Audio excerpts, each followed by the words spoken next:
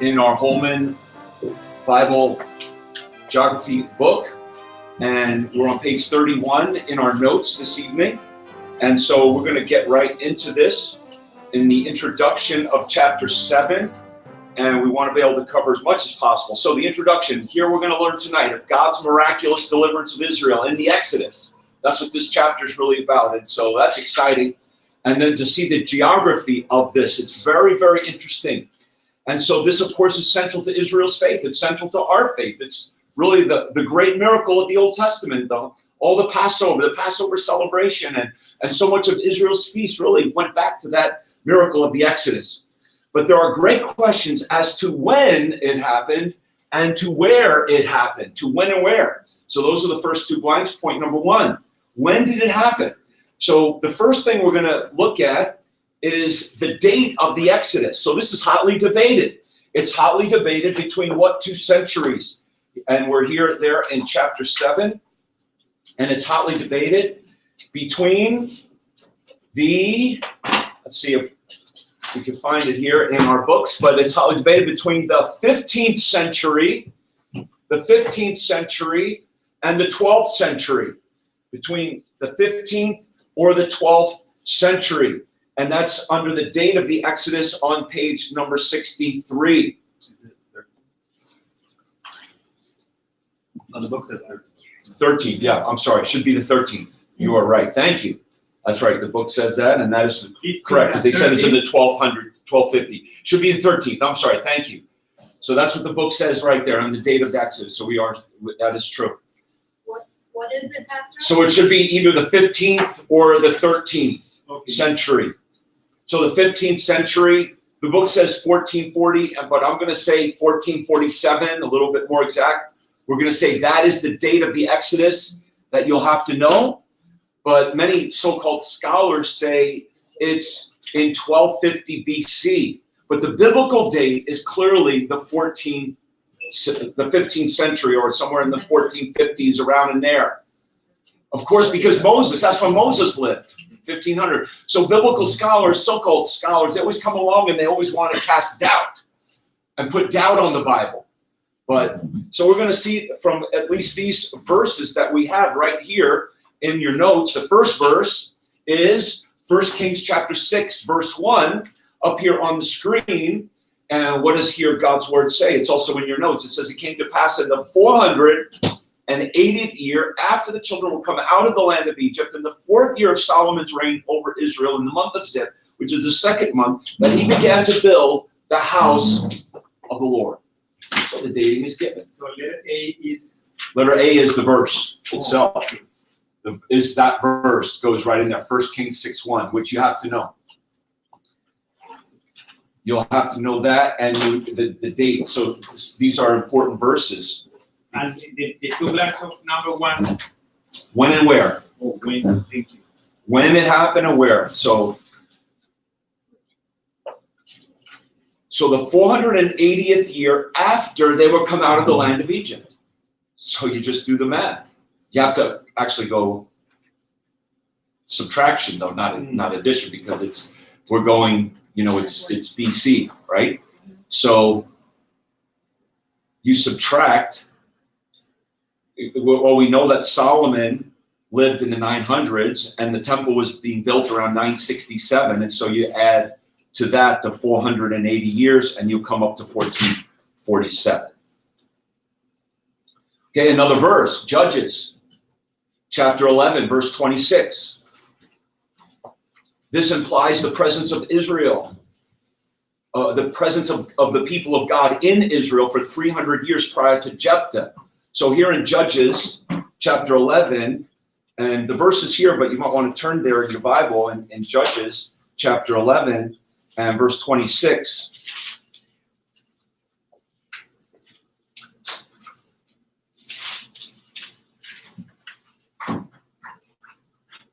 And he's giving a history lesson, Jephthah, and he says here in verse 26 that while Israel dwelt in Heshbon and her towns, and in Aroer and her towns, and in all the cities that be along by the coast of Arnon 300 years, why therefore did ye not recover them within that time? So he's saying that at the time of Jephthah, Israel had been in that land for 300 years.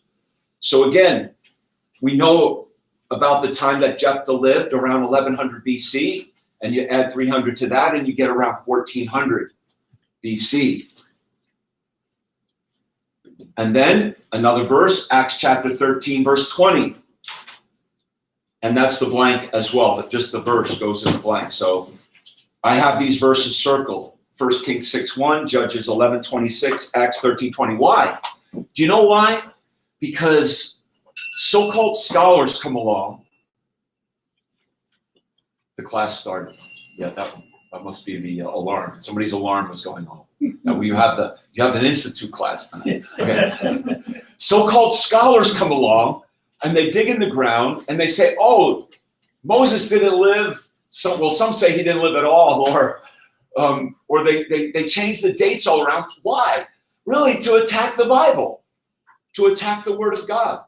So these verses are important because the Bible tells us when the Exodus happened. So we have to stick to the Bible. And then we do believe that good archaeology will always back up the Bible. But the Bible is our truth. Amen. So this verse, Acts 13:20, speaks of 450 years of judges from Moses to Samuel.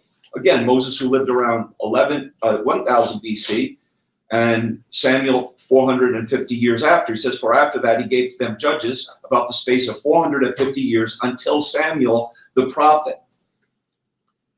So from the time of Moses to Samuel was about 400, and he says in about the space of 450 years. So again, that's another chronology marker verse, Acts 13:20. And then the last one here is in Galatians 3:17, and the blank for letter D at the bottom of the page is 430. So there were 430 years from Abraham to Moses. You know, and it's interesting, isn't it, that the Bible puts these dates in there? So God is not afraid to go out on the limb and actually put himself in a place. God himself is putting himself in a place where he can be attacked by these so-called modern scholars. But so God is not afraid to put these dates out there. So we must not be afraid to stand on the Word of God, because this is the inspired truth. So Paul said in Galatians 3:17, there were 430 years from Abraham to Moses. So that's from about 1800 BC to 1470 BC, 430 years. Okay? Everybody have all those blanks? Page 32. So based on this biblical evidence, it's best to say that the Exodus was in 1447. So I'd like for you to know that date, please. 1447, and that who was the Pharaoh of the Exodus? If you look on page 64 in your book.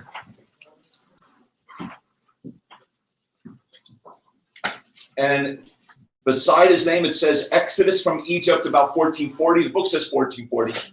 So who was that Exodus there? It's in the chart in purple. You see it? Amenhotep. Amenhotep the second. He was the Exodus. He was the Pharaoh of the Exodus. So that's the blank letter E. Amenhotep. Amenhotep was the Pharaoh. And now to be clear, this was not the preferred date. This is not the preferred date of modern scholars. They often defy Scripture. They say Ramses II was the Pharaoh of the Exodus and that the Exodus occurred way previous to this. Ramses in Exodus 1:11 is named after Ramses I, of which nothing is now known. Ramses is a common name in Egyptian history. And letter G, building projects have been found in sites from the 19th to the 17th century, an era in which Israelites arrived. And so that would, again, coincide with them leaving in around 1447. I gave you an article last week about the Pharaoh of the Exodus, which has some of this information in it, and also some archaeological background that backs up this biblical date as well. I think the movie, Patterns of Evidence, yes, goes into all of this detail as well. And he came out with just another movie on the existence of Moses, right? And his concern is his children and grandchildren are going to go up to college, and so-called scholars, philosophers, educators are just going to tell them the Bible's not true because of this and that. But the Bible is true. So, and I think those movies, from what I've seen, are very good. You saw the recent one. Yes. You saw it also, Alex? Did you enjoy it? Oh, you saw it? It was good, yeah. One interesting quote was that they said that these scholars insist that Moses must have been in the 1250s, whatever, but then they say there's no evidence for it, and so it didn't happen. So they insist it happened, but it didn't actually happen, so they're contradicting themselves. And you know, the next step is just to say Moses didn't exist. Because somebody recently in our church, we had to dismiss him from our membership, who literally said Abraham didn't exist and Moses didn't exist, because they don't find these names in the secular, like we looked at those, the Telemarna letters, you know, the Amarna letters and things like that. We don't find evidence of the Israeli people or whatever, you know, in the archaeological digs, and we don't find evidence that they were in Egypt at that time, blah, blah, blah, you know, whatever. You know, but it's in the Bible. And there is evidence otherwise, I believe. So anyway, that's good. Okay. Quick question. Yes, Edgar. Is this Pharaoh the second or the third? The second. Oh, thank you, sir. Amenhotep the second. Yes, thank you. Yep. So he's also recognized on page 63 in your book. If you look on that second column, where it says that the Exodus occurred in the 15th century, Thutmose III, and then Amenhotep II are the most likely candidates. So we're staying with Amenhotep II. Okay. So let's move on now to the geography of Sinai. So the Sinai Peninsula, that's the bullet point under letter 3. The Sinai Peninsula is a triangle of land. It measures about 150 miles across the top, and then 260 miles down along each of the sides. A triangle. It's surrounded by water. Now here in this map, and you'll see this in other maps, but not on, if you go to page 66 is the map in our book that best associates with this. But notice in this map, this body of water here is called what? Red Sea. The Red Sea. And over here it's called the Gulf of Aqaba. So a lot of people looking at maps, and this is often the case, they'll just think right off the bat that Israel, this is the body of water that Israel crossed when they came out of Egypt, because they crossed the Red Sea. But there's actually debate as to what body of water they crossed and what was the route that they took. So this is all very interesting. So here's the Sinai Peninsula. It is surrounded by water on this side and this side. It's better to call this the as it does in our book, the Gulf of Suez. The Gulf of Suez, and this is the Gulf of Aqaba. And then the body of water under it is called, in our book, the Red Sea. So you could really probably, I know for sure this Gulf of Aqaba is called the Red Sea, and we'll see that. But you could probably call both the Red Sea, because the Red Sea feeds the water into both of these Suezes, into both of these bodies of water. Okay, now there's different roads that run through the Sinai Peninsula, of course, and there's a lot of disagreement as far as what these roads are called, even in the Bible. For example, if you go in your Bible to Exodus chapter 13, and we are going to follow along here to a number of biblical references, but if you go to Exodus chapter 13 and verse 18, and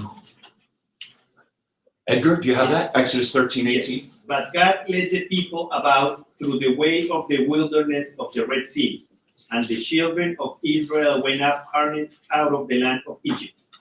Okay, so the way of the wilderness of the Red Sea, some have said, is this road that runs down along here, but then here in this map, it says the way of the wilderness of the Red Sea with a question mark. So the way of the wilderness of the Red Sea, according to this map, is in the Sinai Peninsula. And let me, this is kind of, this kind of is zooming in on that a little bit, but let's see, where did I want to get here? Okay, here, if you look here, I don't know if you could see that better, but it says the way of the wilderness of the Red Sea with a question mark. So does it go down along here on the Sinai Peninsula, or does it go across the Sinai Peninsula? So that's a question. But what's interesting is either way, the way of the wilderness of the Red Sea is in the Sinai Peninsula, which is going to be interesting as we go through this. So, but here's the Sinai Peninsula.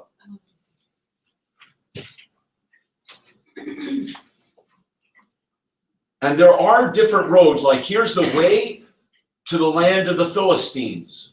Here's a road here. Here's the wilderness of Shur here. There's other roads here. And so there were different roads in the Sinai Peninsula. Okay, so you have the blanks there for that bullet. Letter A then, so then he talks about the 3 different regions of the Sinai Peninsula. And he mentions the northern coastal plain, which is this area up here, the wilderness of Shur. This is the coastal plain up in this area. And then the central plateau, which would be more central Sinai Peninsula. And it's more plateau, it's waterless, it's not mountainous. The southern region is the mountainous area of the Sinai Peninsula. Has anybody been there? I've not been there, so I'm just talking about. Not yet. Yeah. Okay, so this would be flatter, and as well here, and mountainous down here. And there's a beautiful picture in your book on page 65 of the granite mountains in the southern region of the Sinai Peninsula. And it was in that area, it's in this area, and you'll have to know this now, letter C, where it says the Southern Granite Mountains, the most impressive area of the Sinai Peninsula. And in the middle of this region is Jebel Musa, J-E-B-E-L. That's just the Arabic word, means mountain. Musa is Moses, J-E-B-E-L. It's up here up on the screen, Jebel Musa. It's called, which it means the mountain of Moses on the Sinai Peninsula. Now this is the traditional, probably the most traditional site of Mount Sinai. But we're going to see that there are about 20 different views of what Mount Sinai is. But this looks pretty impressive. Okay, so that's just a little bit about the geography of Mount Sinai. Triangle of land, 2 bodies of water, the Gulf of Suez, the Gulf of Aqaba. And the most prominent mountain on the Sinai Peninsula is Jebel Musa. Okay, so that's the key information there. Now the route of the Exodus. Scholars have proposed 3 basic routes: a northern route, a central route, and a southern route. It's kind of like the rapture, I guess. The rapture is before the tribulation, in the middle of the tribulation, right there. Let's cover all the possible bases, right? Okay, I just thought of that. That wasn't in my notes. Okay, so the north, the central, southern route. By the way, I'm pre-trib. The location of Mount Sinai is a determining factor in the route of Israel in their Exodus. So where is Mount Sinai? What is Mount Sinai? That is a heavily debated question. So what is the location of Mount Sinai? Researchers have proposed, last blank on page 32 now, 20 different locations for Mount Sinai. There's no consensus of opinion. So guess what? I could take my position. So can you. And I have a position. What was letter G I missed out? Sorry. Letter who? G. Oh, building projects.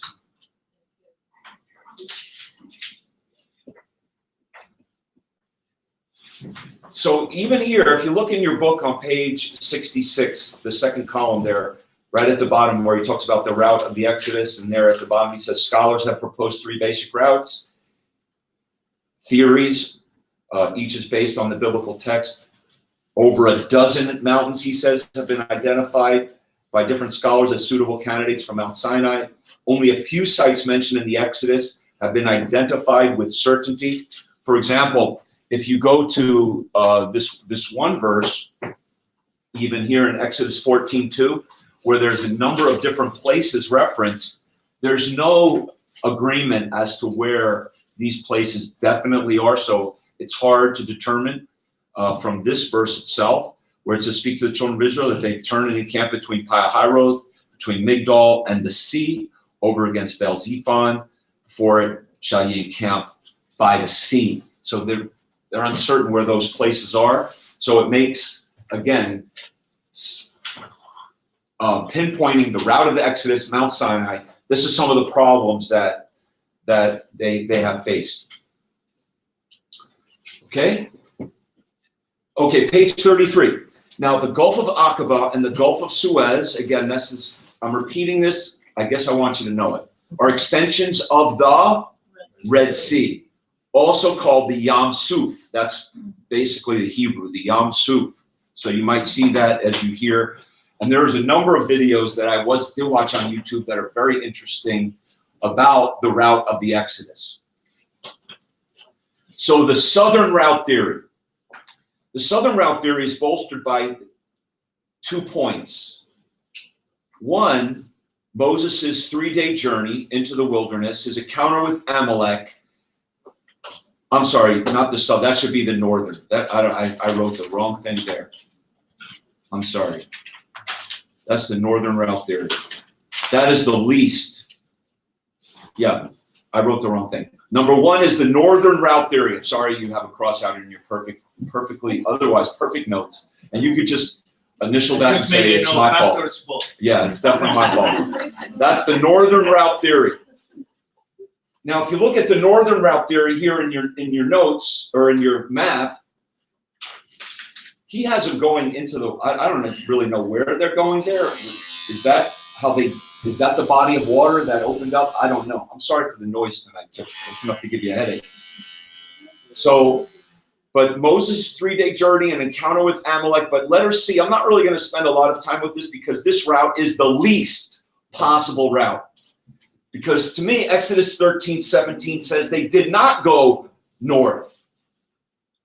As it says in Exodus 13:17, and who can read that? Who's got that for us?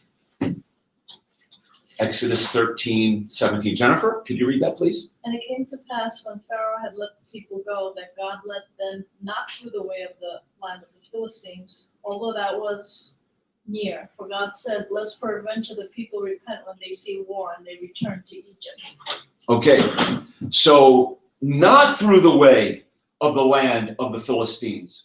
So I believe that would relate to them not going the northern route. Okay, so we're just going to leave that one. Number 2 would be the central route theory. Now, this is the theory that Israel crossed not, in other words, the body of water that Israel crossed. So they're here in Egypt. They're coming out of Ramses, out of this Goshen area, and they're coming into the Sinai Peninsula. The central route theory is basically that they're going to come down here and cross the Gulf of Aqaba into Saudi Arabia. I'm going to spend more time on this.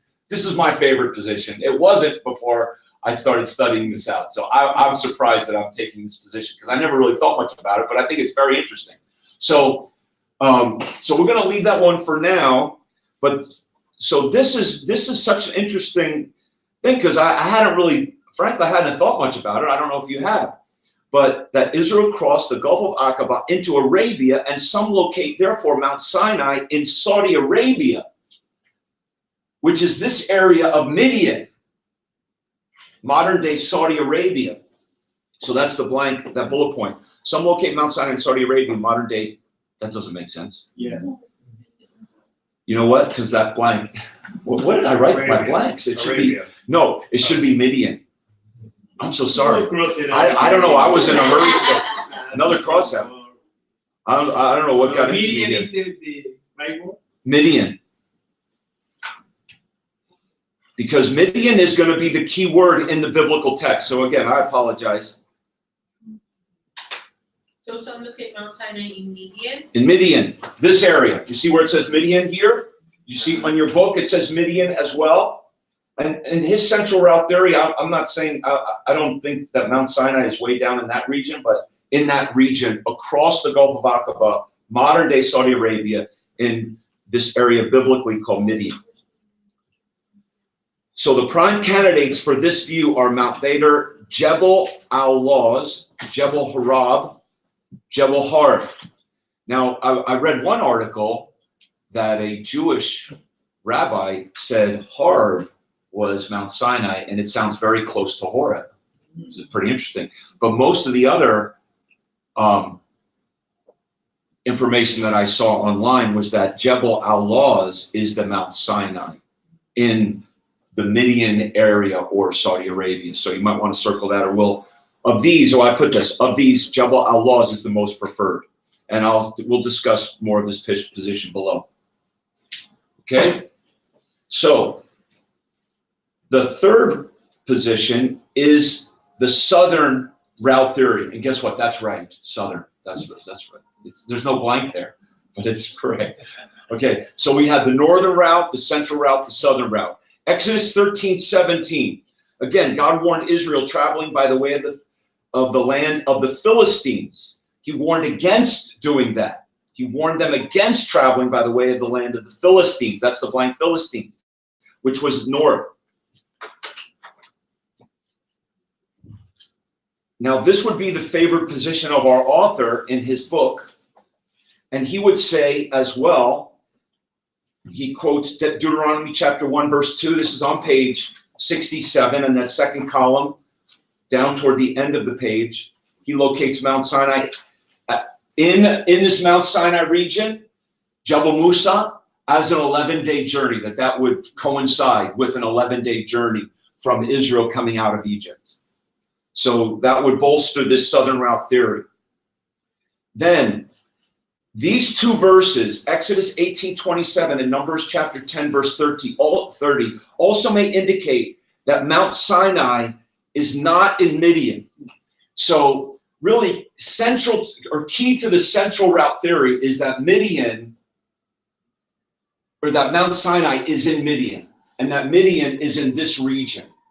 But he shows that these two verses may indicate that Mount Sinai is not in Midian. So let's just look there. This is where Moses meets Jethro. And in Exodus chapter 18, verse 27, so Moses is in Mount Sinai. The point is when he's having this conversation with Jethro, remember his father-in-law? And just at the end of the passage where, that's where Jethro says you're taking too much on yourself, and he got the 70 elders in order to delegate judicial authority and decisions and so forth. It says, and Moses let his father-in-law depart, and he went his way into his own land. And so the point is, if Moses was at Mount Sinai, which he was, and Mount Sinai was in Midian, and Jethro lived in Midian, it wouldn't make it, it seems that Midian is in a different land than Mount Sinai. So that would be, I think there's a way to argue around that, but that would be, and then this other verse basically says the same thing. Basically that Mount Sinai and Midian were in two different places. So in the southern route theory, many of this positions say Jebel Musa, again, Arabic for the mountain of Moses, is the traditional site. Empress Helena, the mother of Constantine, in 330 AD, so in the 4th century, built a church there. She also had a dream and reported the site was confirmed to her in a dream. So the mother of Constantine had a dream, and the site of Jebel Musa was confirmed to her. And really, since then, it has been a traditionally held site for Mount Sinai, but me and dreams don't get along that well, okay? So just put it straight to you, especially the dreams of Constantine's mother. Because Constantine, I don't put a lot of stock in his Christianity, He had a dream that he should go conquer in the name of Jesus Christ. and he wouldn't get baptized till he was on his deathbed because he didn't want to sin after he got baptized. He thought he might lose his salvation. I don't know, whatever. So I think that's pretty interesting, though, that one of the main reasons, and it was first established and really has held on to this, is what was because of that. So today there's a monastery. The monastery of St. Catherine was built at the base of the mountain. And of course, many people go there, and it could be, again, I'm not going to at all be dogmatic on where Mount Sinai is. It is very interesting. But we do know everything that happened in the Bible took place. Okay, so let's look at the Exodus route described with an emphasis upon the central route theory of the Exodus. So what we could say is that the Exodus began at Ramses, which was the center of the Egyptian dynasty, and it went to Succoth. So you can see this in your map, again on page 66. You see Ramses there? Everything starts from there anyway. So we know this from the biblical text, Exodus chapter 12, verse number 37. Exodus 12, 37. So you might want to turn there. And the children of Israel journeyed from Ramses to Succoth, about 600,000 on foot, that were men beside children. So probably about 2 million people. So Succoth is probably not far from Ramses. So Ramses is here and Succoth is here. Now what's very interesting to me is in Exodus chapter 13 then, even chapter 12, stay in Exodus 12, right after the verse we just read. And verse 40, where it says, now the sojourning of Israel, who dwelt in Egypt, was 430 years. And it came to pass at the end of 430 years, even the selfsame day, it came to pass that all the hosts of the Lord went out from the land of Egypt. It is a night to be much observed unto the Lord for bringing them out from the land of Egypt. So that is after they ate the Passover supper, and when God smote the firstborn of Pharaoh, the people went out of Egypt. And that seems to be the emphasis of the biblical text. And if you look in Exodus chapter 13 as well,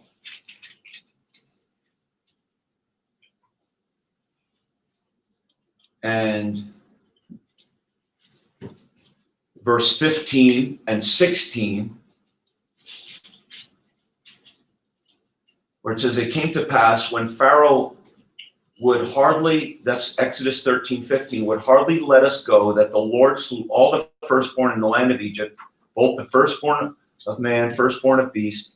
Therefore I sacrifice to the Lord all that open at the matrix, being males, but all the firstborn of my children I redeem. And it shall be for a token upon mine hand, and for frontlets between thine eyes, for by strength of hand the Lord brought us forth out of Egypt.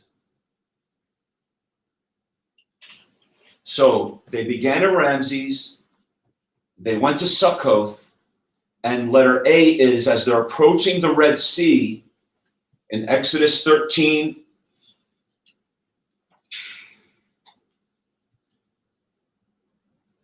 that God brought them out of Egypt.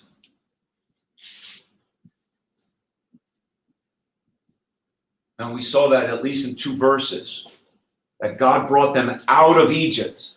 So if they were out of Egypt, I believe they were someplace over here already. They were out of Egypt. And then in chapter 13 and verse 21, it says, and the Lord went before them by day in a pillar of a cloud to lead them the way, and by night in a pillar of fire to give them light, to go by day and night. So they were traveling constantly. Remember as well, God said, when the pillar rests, you rest. When the pillar moves, you move. So it seemed at this point the pillar of God's presence was not resting. So they were moving day and night when they went out of Egypt. So that would have given them, that would have given them time to cross the Sinai Peninsula. This was not mountainous. It was more flat. It was very dry, but they could have crossed the entire Sinai Peninsula. So they traveled day and night. It would take, somebody said, between 3 and 5 days to walk that. Then Pharaoh sends his army after them, and God says, I'll harden his heart. But it says in Exodus 14, verse 3, Exodus 14, verse 3. Esther, did you get the notes? Yes, Pastor. Okay, very good. Bailey, could you read Exodus 14, verse 3, please? For Pharaoh will say of the children of Israel, they are entangled in the land, the wilderness has shut them in. Okay, so that they were what in the land? Entangled in the land. So it could be like what I'm reading from the text is they came to Ramses and then they came to Succoth. They were out of Egypt, and then they traveled day and night, and Pharaoh said they're entangled in the land. Now this is leading right up to the Gulf of Aqaba, and this is the mountains around the Gulf of Aqaba. And I believe that the mountains surrounding this area of Mount Sinai, and this is where we're going to go now, to this what they call Nueva Beach, on the eastern side of the Sinai Peninsula. They crossed here at the Gulf of Aqaba.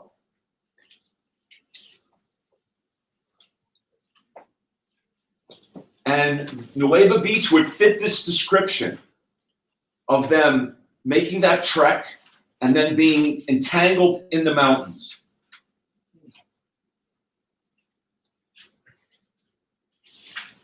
Now, if you look also at Nueva Beach here, if you look up here, so here's the Sinai Peninsula, and here's the route, and this is all mountains. There's mountains surrounding this area of Nueva Beach.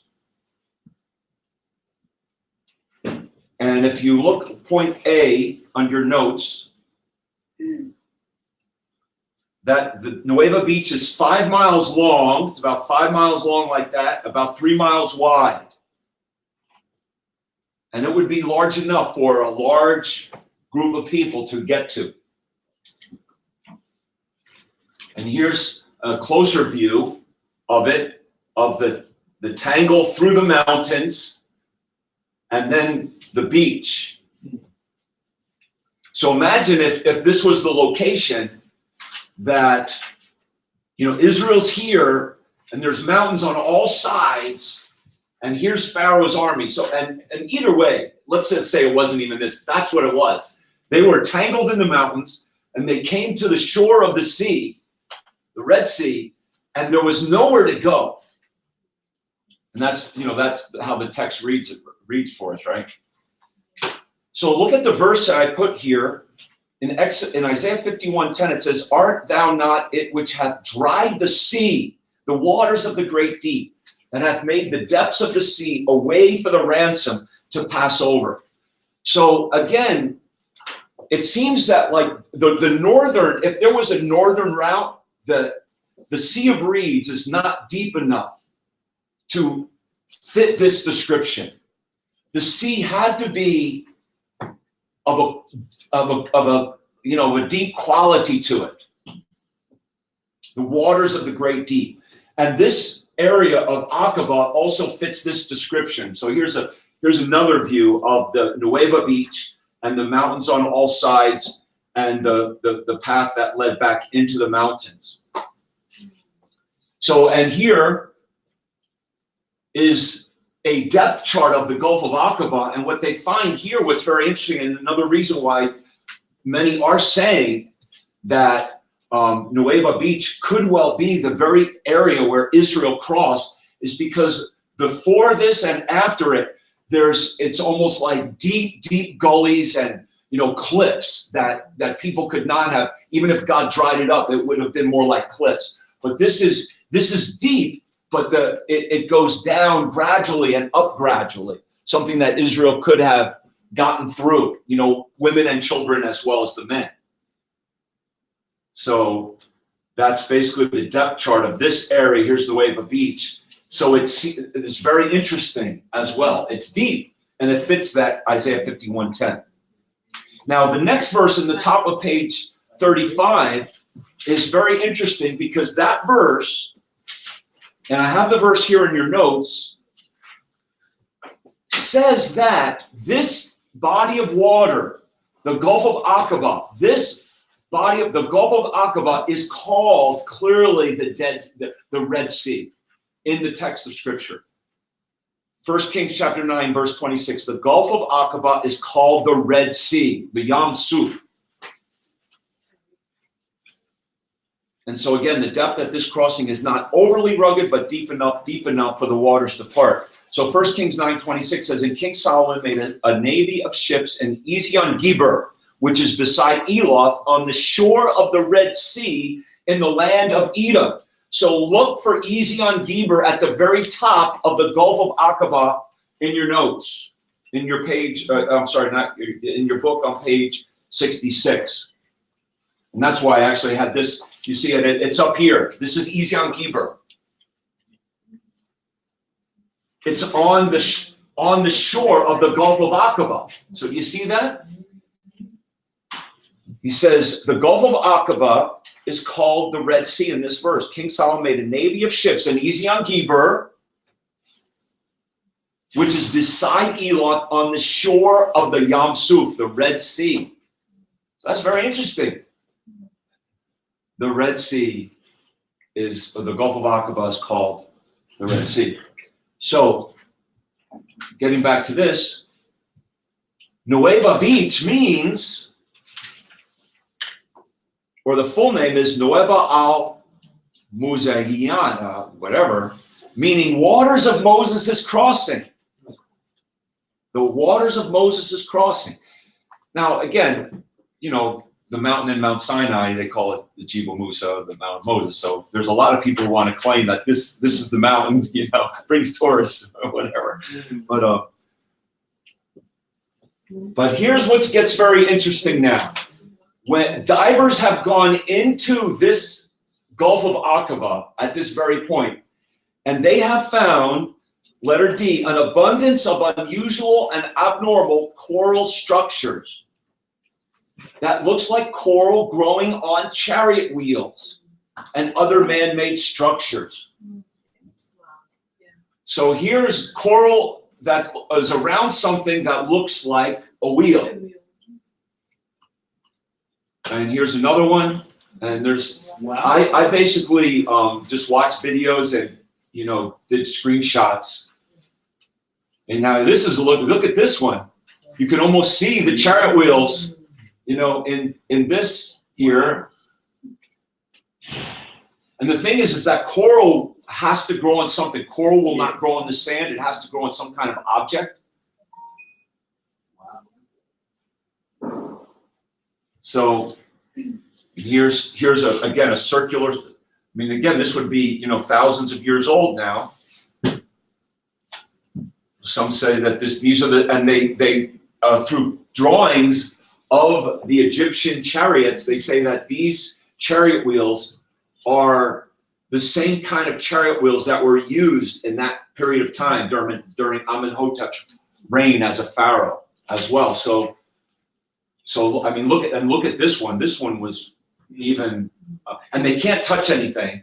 You know, it would be illegal. And Saudi Arabia, even on the other side, we'll have to we're not going to finish this, but so that's the crossing, and it's very interesting. They've not found any other kind of archaeological evidence like this anywhere else. So this could be. Now again, I'm not ever going to be dogmatic. What I'll be dogmatic on is what the scripture says, but this could be the very spot where Israel did cross. So letter E is the chariot wheels. the coral wrapped around objects such as wheels, these objects retain the shape of the wheels to this day. And it does say in Exodus 14:25, God says he took off the chariot wheels. He took off their chariot wheels. So people went looking for them, found chariot wheels. Where were they found exactly, Pastor? Right in this area where I showed you in the Gulf of Aqaba at that crossing at Nueva Beach. You could go online, watch some videos. Actually, just in December of last year, a video that went viral of someone who took this journey. So this is actually pretty new. So new thinking on this, you know. So like I said, when I started this class, I had no idea about this. And even when I started, I had no thought of taking this kind of position, but it seemed pretty convincing as far as, and then as you go, now let me just take another few minutes here. When you cross over Nueva Beach into Midian, and I'm going to show you where I do believe Midian is the area of Mount Sinai, and from the biblical text, So he came across, remember the waters were bitter in Marah, and remember after that they went to this area of Elim, where there was palm trees and 12 wells, specifically 12 wells. So they found an area right there. You know, again, it's right here. You cross Nueva Beach, you're in Saudi Arabia now, and here's Elim down here, and that's what it is. And it's like an oasis. So that's the blank, letter B, Exodus 15:27, Elim, oasis. I put Elim oasis, Elim with 12 wells. The oasis of Elim, and here it is. Look at this. Palm trees in the middle of the desert, and guess how many wells are there? Wow.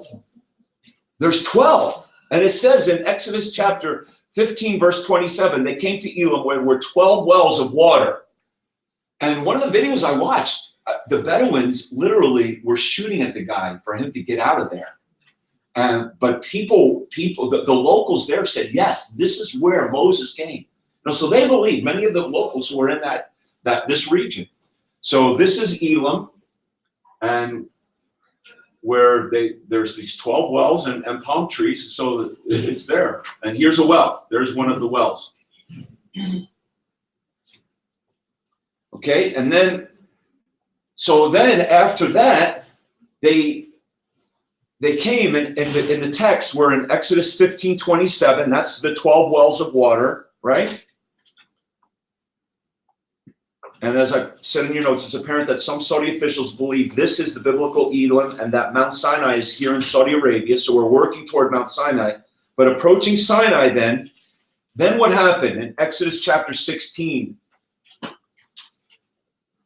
and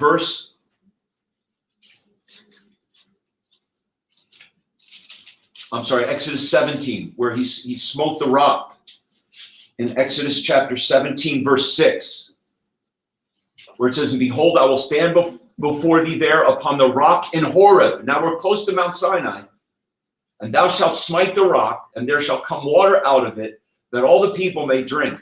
So this will be the last. I'll just show you this. So again, we're coming here, and down here to Elim, and then winding our way around toward this area in the Mount Sinai region, where is the Rephidim. But before that, they come to this rock, and then here's this huge rock right in this area with it's smote right in the middle. There's a huge crack. Now you could walk between it. That's how big that rock is. Wow. So it's not a small rock. It's an immense rock. Oh. Look at there's people. There's people right there. Give you a hug. So that's pretty amazing, because it says in the text that he smote the rock and water came forth. And the next, on page 36, Psalm 78:20 says, behold, he smote the rock, that the waters gushed out and the streams overflowed. So he smote the rock and waters gushed out. So how could that rock have been like crevice like that?